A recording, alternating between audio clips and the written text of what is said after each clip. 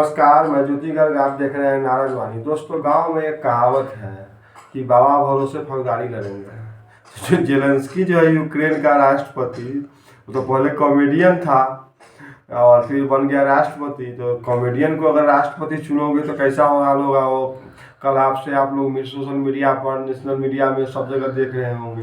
वो गया था अमेरिका को ही धमकी देने कि अगर मैं हार गया तो आपको दिक्कत हो गया। वहाँ से ट्रंप ने उसे ऐसा किया, बेइज्जत करके, बेआबरू करके कूचे से निकला बेचारा। निकला वहाँ से तो मुंह लटकाए हुए निकल रहा था। ट्रंप ने कहा कि सिर्फ एक ही चीज़ तुम्हारे पास अच्छा है कि तुम्हारा ड्रेस अच्छा है और हमारा तुम जो इतना चीज़ मांग रहे हो उतना में तो तुम जो है सो विश्व युद्ध करवा दोगे। उसका जुआ खेल रहे हो, इतना हथियार पैसा तुम मांगने ही आए हो। भीख मांग के युद्ध करना था उसको। इतना दिन से तो कर ही रहा था जब तक वहाँ उसकी सरकार थी, बाइडेन राष्ट्रपति थे तो लड़ ही रहा था। आप देखते हैं कि यूरोपियन यूनियन कितना दिन उसको साथ देता है। अब वहाँ से निकला है तो जोकर को जब एक राष्ट्रपति बनता है तो उसका क्या नतीजा होता है आज पूरा दुनिया देख रही है। और पुतिन भैया तो बहुत खुश हैं कि आप तो उनको ऐसा बजाएगा यूक्रेन को कि फिर बाजा की तरह बजेगा वो। अब अब कहाँ जाएगा। अमेरिका ने साफ मना कर दिया कि मैं एक पैसा नहीं दूंगा, ना कोई हथियार दूंगा, तुमको जहाँ जाना है वहाँ चले जाओ। तो और अमेरिका राष्ट्रपति ने साफ साफ कहा कि हमारा पूर्व का राष्ट्रपति जो तुमको $350 बिलियन दिया था तो उसी पर तो तुम लड़ रहा था। मेरे हथियार से लड़ रहा है, मेरे पैसा से लड़ रहा है। अगर हम पैसा नहीं देते तुम 2 हफ्ता लड़ सकता था।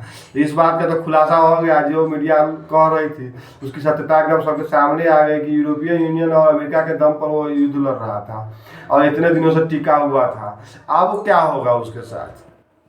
इसलिए एक वैसा ही जोकर अपने देश में भी घूम रहा है जो जाति गिनने की बात कर रहा है। वैसा ही जोकर सब जो कभी बनेगा पॉलिटिशियन और देश का सर्वे सर्वा बन जाएगा राष्ट्रपति या प्रधानमंत्री, तो यही हाल होगा। है धक्का मार के निकाला गया है एक तरह से, मानिए तो उसको। वो गया था युद्ध के लिए खर्चा मांगने। अरे तुम लड़ना है तो अपने से लड़ो ना, और नहीं रहता तो रूस तुमको जो कह रहा था उसमें रहता कभी इतना स्थिति खराब होता। बताइए, दुनिया के हमको लगता है कि बहुत सारे देशों से लोग बच्चे जाते थे वहाँ मेडिकल की परीक्षा पढ़ाई करने। भारत से तो अत्यधिक जा रहे थे। कितना बड़ा उसको सोर्स ऑफ इनकम था। दुनिया का 40% गेहूँ जाता था, सप्लाई करता था। कितना खुशहाल कंट्री था और उसको एकदम भीख मंगा कंट्री बना दिया। भीख मांग रहा है घूम घूम के कि हमको पैसा दो, हमको युद्ध करना है।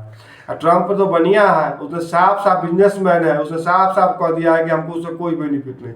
तो ट्रंप को ही समझा रहा था उनके जो उपराष्ट्रपति है JD वेंस उनको। तो ट्रंप था ना, तो हमको तो लगता है कि उसी जगह मारपीट भी हो जाता दोनों में। तो ट्रंप था तो बीच बचाव किया। तो उसको समझा रहा था कि आपके नियर में ओशन है, उसका वहाँ तक पहुँच जाएगा, उसके बाद दिक्कत होगा। ट्रंप ने कहा कि मुझे अच्छा फील हो रहा है कि मैं सुपर पावर बन जाऊंगा। तुम जो मारे जाओगे तो मैं सुपर पावर बन जाऊंगा। अभी नाटो में शामिल होने जा रहा था। रूस का एक ही शर्त था कि तुम नाटो में शामिल मत हो, तुम जैसे हो वैसे रहो, सिर्फ नाटो में शामिल नहीं हो। अभी न नाटो में शामिल हुआ, न यूरोपियन यूनियन में शामिल हो पाया और ये अपना देश को तो बर्बाद कर ही दिया पूरी तरह। एकदम मिट्टी पलीत कर लिया अपने देश का। तब भीख मांग रहा है। अरे भीख मांग के कितना दिन लड़ेगा। हमको तो लगता है कि अभी 1 महीना भी ये युद्ध नहीं चलने वाला है। हफ्ता 2 हफ्ता चले, उसका इसको रूस के शर्तों पर सरेंडर करना पड़ेगा। उसके अलावा इसके पास कोई विकल्प नहीं बचा। इसका कौन समर्थन करेगा। एक ही तो था अमेरिका और यूरोपियन यूनियन। तो यूरोपियन यूनियन तो सिर्फ पैसा दे सकता है, हथियार सप्लाई करने की क्षमता तो उसमें नहीं है। हथियार तो देगा अमेरिका ही। अमेरिका के अलग होते ही ये लगे कि युद्ध समाप्ति की ओर जा रहा है। तो इसलिए कहते हैं कि दूसरे के भरोसे काम नहीं करना चाहिए।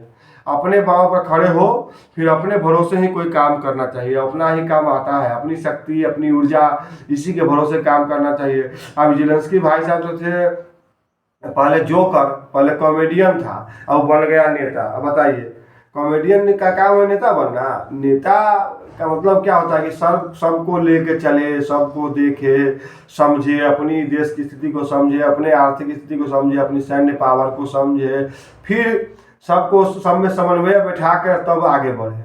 कि ऐसा होता है कि लड़ लेंगे हम है कुत्ता, लड़ लेंगे हाथी से, तो तो कभी कभी के तो कुत्ता भी हाथी पर भौंक देता है, लेकिन जब उसके पैर के नीचे आ जाता है, कुत्ता भौंकता किसके है? दूसरे हाथी के बल से। और जब दूसरा हाथी उसके अपने सर से अपना हाथ हटा देगा तो फिर क्या हाल होगा, वही आप देख रहे हैं। तो आज की नारद वाणी यहीं पर समाप्त होती है। आप इस चैनल को सब्सक्राइब कीजिए, लाइक कीजिए और दोस्तों के बीच में शेयर कीजिए। धन्यवाद।